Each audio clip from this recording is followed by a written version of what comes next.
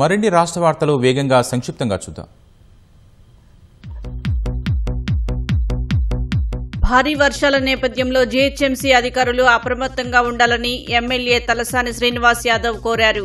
భారీ వర్షంతో సనత్ నగర్ నియోజకవర్గంలో నీరు చేరిన పలు కాలనీలు, బస్తీవాసులకు ఇబ్బందులు లేకుండా చర్యలు తీసుకోవాలన్నారు.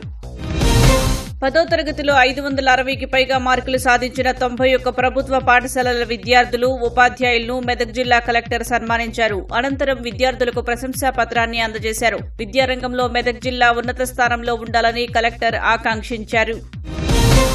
ధాన్యాన్ని కొనుగోలు చేయటం లేదని సంగారెడ్డి జిల్లాలో రైతులు ధర్నాకు దిగారు. కామారెడ్డి జిల్లా పిట్లం రహదారిపై ప్రభుత్వానికి వ్యతిరేకంగా నినాదాలు చేశారు. పోలీసులు వచ్చి రైతులకు నచ్చజెప్పి ధర్నా విరమింపచేశారు.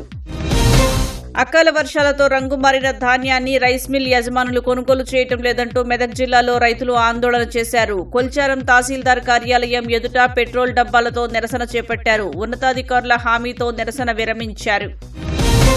ఖమ్మం జిల్లా ఏన్కూరు ఎస్బీఐ బ్యాంకులో అగ్ని ప్రమాదం జరిగింది. కరెంటు పోవడంతో సిబ్బంది జనరేటర్ను ఆన్ చేయగా ఒక్కసారిగా పెద్ద పేలుడు సంభవించడంతో పాటు మంటలు వ్యాపించాయి. అగ్నిమాపక సిబ్బంది ఘటనాస్థలికి చేరుకుని మంటలు అదుపు చేశారు.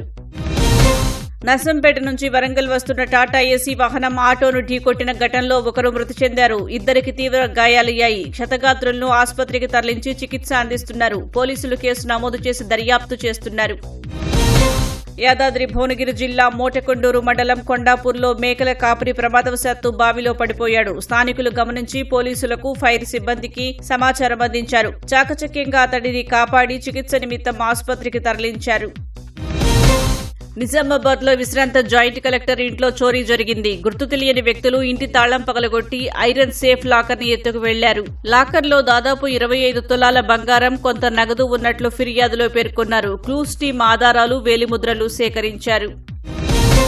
హైదరాబాద్ గోషామహల్ పోలీస్ స్టేషన్ పరిధిలో జరిగిన దొంగతనం కేసులో 3 నిందితులను పోలీసులు అరెస్టు చేశారు. జ్ఞాన్బాగ్ కాలనీలోని ఓ ఇంట్లో గత నెల గుర్తు తెలియని వ్యక్తులు చోరీకి పాల్పడ్డారు. 2 మొబైల్ ఫోన్లు, గ్యాస్ సిలిండర్, నగదు పోలీసులు స్వాధీనం చేసుకున్నారు. యాదగిరిగుట్ట శ్రీ లక్ష్మీ నరసింహస్వామి వారి సన్నిధిలో క్షేత్రపాలకుడైన ఆంజనేయ స్వామికి ప్రత్యేక పూజలు నిర్వహించారు. స్వామివారికి అభిషేకం చేసి వివిధ రకాల పూల మాలలతో అలంకరించి నాగవల్లి దళార్చన నిర్వహించారు.